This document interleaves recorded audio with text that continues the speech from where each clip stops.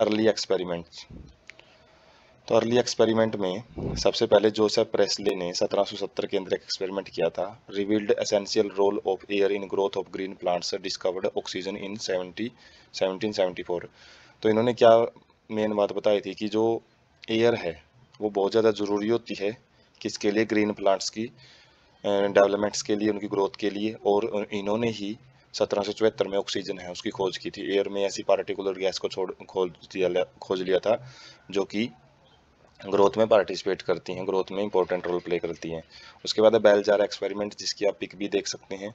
इसमें क्या किया गया था, एक candle burning in a closed space, a bell jar soon gets extinguished. तो इसमें क्या किया था, इन्होंने एक इन्वर्टेड जार के अंदर पहले एक मोमबत्ती रखी और वो मोमबत्ती थोड़े टाइम के बाद क्या हो जाती है, एक्सटिंग्विश्ड का मतलब बुझ जाती है।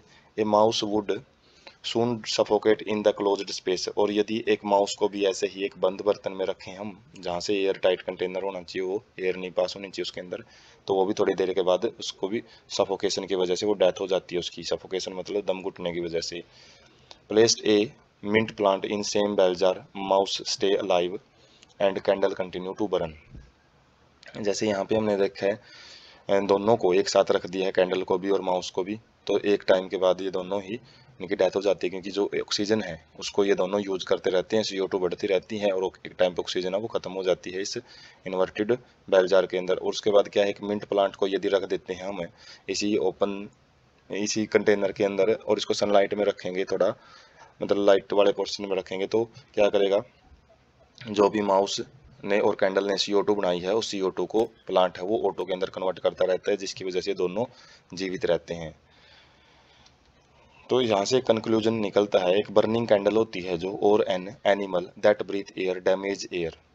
तो कोई भी बर्निंग कैंडल है या फिर कोई भी एनिमल है, वो क्या करता है, एयर को यूज करता है, उसकी ऑक्सीजन को CO2 में बदलता है, उसी को डैमेज एयर बोला गया है यहाँ पे। मतलब नुकसान करना, एयर का नुकसान करने का मतलब ये नहीं है, एयर को क्या करना, O2 की मात्रा लेना और CO2 को छोड़ना। वही प्लांट रिस्टोर टू एयर। जबकि जो प्लांट है, जैसे हमने मिंट प्लांट रखा था एक, तो वो क्या कर रहा है, जो CO2 ये छोड़ रहे हैं दोनों चीज़ें, तो उसको वापस उसको O2 में बदल रहा है। रिस्टोर का मतलब है जो पहले की कंडीशन थी उसी कंडीशन में उसको नॉर्मल बनाए रख रहा है, जो कि एनिमल और जो कैंडल है उसने वो क्या कर दी थी, एक टाइम थोड़े टाइम के लिए डैमेज कर दी थी। अर्ली एक्सपेरिमेंट में ही जैन इग्निहोज का एक एक्सपेरिमेंट है जो कि 1730 से 1799 तक जिनका लाइफ स्पैन रहा है। तो इन्होंने क्या बताया, सोड sunlight is essential for plants process that purify air. तो जैसे हमने इसे पिछले वाले अर्ली एक्सपेरिमेंट में देखा कि उसमें जो प्लांट है वो रिस्टोर करता है एयर को, तो उस एयर को जिस भी प्रोसेस से वो उसके अंदर जो प्रक्रिया होती है जिसे वो साफ करता है, प्यूरिफाई करता है, तो उसके लिए जो सनलाइट की ज़रूरत है जो होती है प्लांट को, उसके बारे में जेन इग्नहोज ने बताया था। और by doing bell jar experiment, इन्होंने भी एक बेल जार एक्सपेरिमेंट किया था। एक बार उस एक्सपेरिमेंट को डार्क में किया, एक बार सनलाइट के अंदर किया। तो जैसे हम पिक में समझेंगे इस चीज़ को, तो इन्होंने क्या किया, एक कैंडल ली और उसको मिंट प्लांट के साथ एक बेल जार के अंदर रख दिया एयर टाइट कंटेनर में, और उसको 7 डेज के बाद चेक किया, तो ये जो मोमबत्ती है वो लगातार जलती रहती है यदि हम सनलाइट में रखते हैं तो इनको। लेकिन यदि डार्क में रखते हैं तो कुछ टाइम के बाद ही जो मोमबत्ती है वो बुझ जाती है, क्योंकि जो प्लांट है वो विदाउट सनलाइट है, वो एयर को प्यूरिफाई नहीं कर सकते। तो उस टाइम फोटोसिंथेसिस वगैरह नहीं खोजी गई थी, उस टाइम तो ये अलग अलग चीज़ों की बात की जा रही थी कि भाई क्लोरोफिल ज़रूरी है या नहीं है, CO2 ज़रूरी है या नहीं है।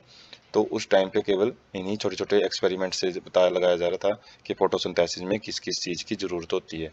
तो showed that only green plant part release oxygen, और इन्होंने साथ में ये भी बताया था कि केवल ग्रीन पार्ट होता है प्लांट का, वही ऑक्सीजन को रिलीज करता है। और by doing experiment with N aquatic plant, और एक बार इन्होंने एक्सपेरिमेंट किया था एक्वेटिक जो जल के अंदर उगने वाले जो पौधे होते हैं उनके साथ, तो in bright sunlight small bubbles were formed around green parts while in dark they did not.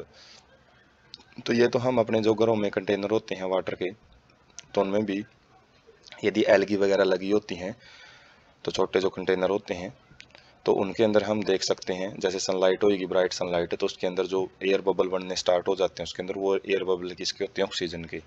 और यदि वही बर्तन को हम रात को देखें तो उस टाइम पे कोई एयर बबल वहाँ पे नहीं बनता हुआ दिखेगा, क्योंकि वहाँ पे जो फोटोसिंथेसिस है वो नहीं होती है। तो later he identified these bubbles, तो बाद में इन्होंने ही बताया था कि जो ये बबल बने हैं वो ऑक्सीजन के हैं, ऑक्सीजन गैस रिलीज करते हैं जो भी प्लांट है सनलाइट की प्रेजेंस में। उसके बाद जूलियस वॉन सैक, इन्होंने क्या बताया था, showed production of glucose usually stored as starch when plant grow. तो इन्होंने बताया था कि जो फोटोसिंथेसिस होती है उसके अंदर ग्लूकोज का प्रोडक्शन होता है जो कि पौधा स्टार्च के रूप में स्टोर करके रखता है अपने शरीर में, और वही उसकी प्लांट की ग्रोथ में मदद करता है।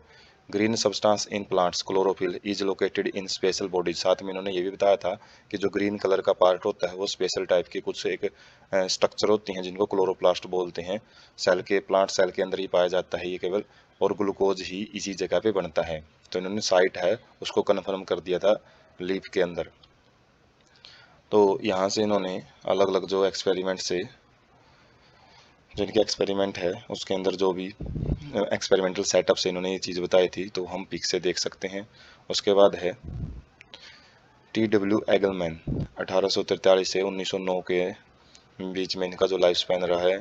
तो split light into two it's spectral component using A prism, तो इन्होंने क्या किया था, प्रिज्म की मदद से जो सनलाइट है उसको 7 रंगों में डिवाइड कर दिया था, और then illuminated a green algae Cladophora placed in a suspension of aerobic bacteria to detect site of O2 या ऑक्सीजन इवोल्यूशन। तो उन्होंने क्या किया, फिर वो जो अलग अलग स्पेक्ट्रम बने हैं तो उसको एल्गी है, एक ग्रीन एल्गी क्लैडोफोरा, उसके ऊपर डाला, और साथ में कुछ बैक्टीरिया एरोबिक बैक्टीरिया को भी जो एल्गी है उसके आसपास छोड़ दिया, ताकि वो O2 इवोल्यूशन है उसकी सिंथेसिस उसकी साइट का पता कर सकें, क्योंकि जहाँ पे O2 बनेगी उसी के आसपास ये बैक्टीरिया है वो इकट्ठे हुए मिलेंगे।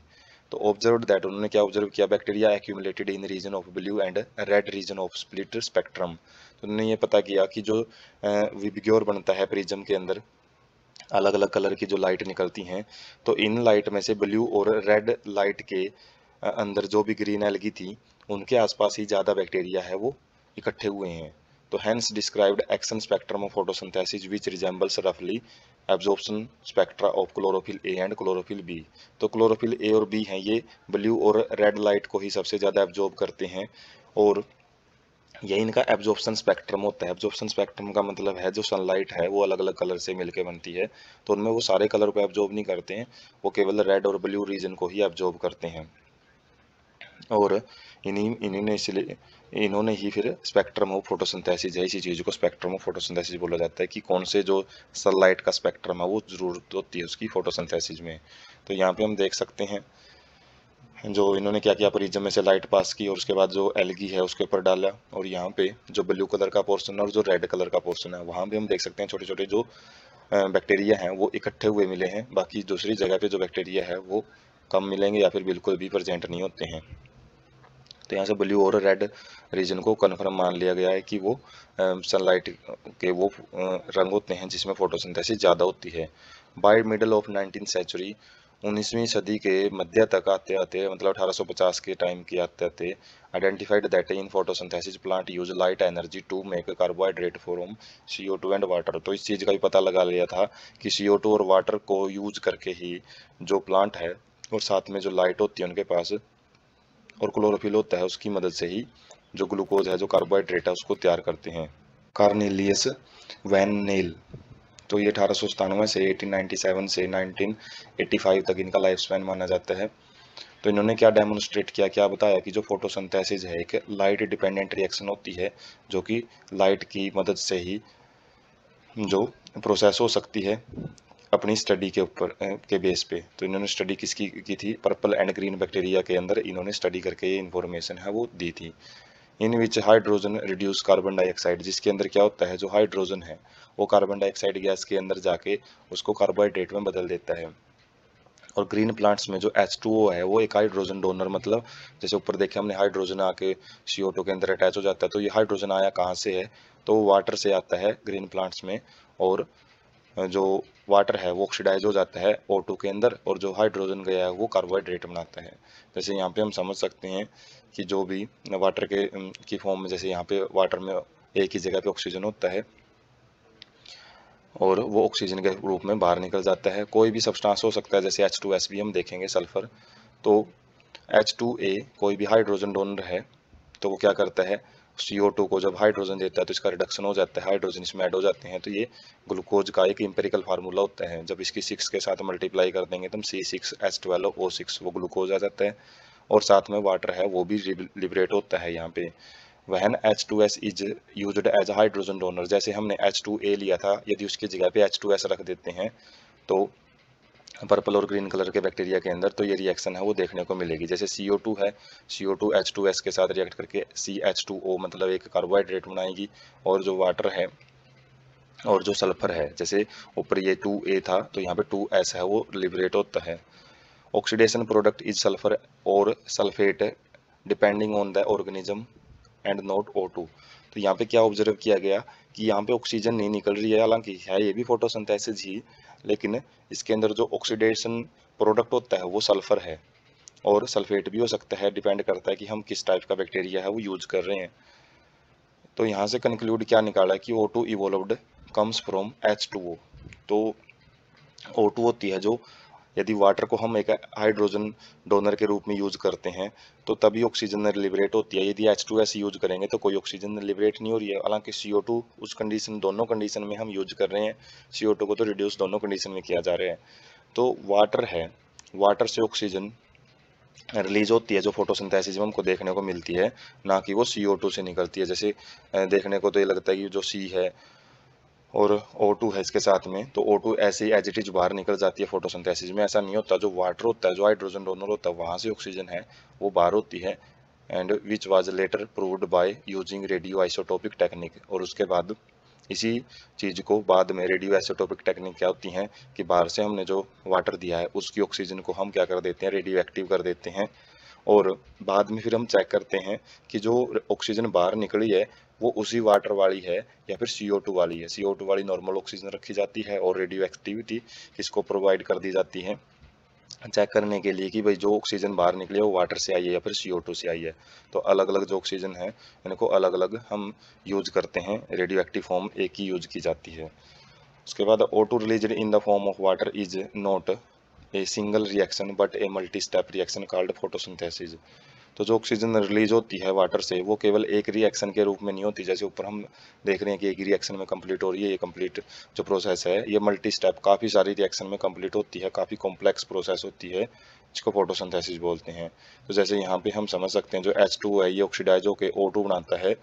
और यहीं से एक आइडिया मिलता है कि ये ऑक्सीजन जो निकलती है फोटोसिंथेसिस में वो H2O से आई है, ना कि CO2 से। तो CO2 तो रिड्यूस होकर ग्लूकोज बनाती है।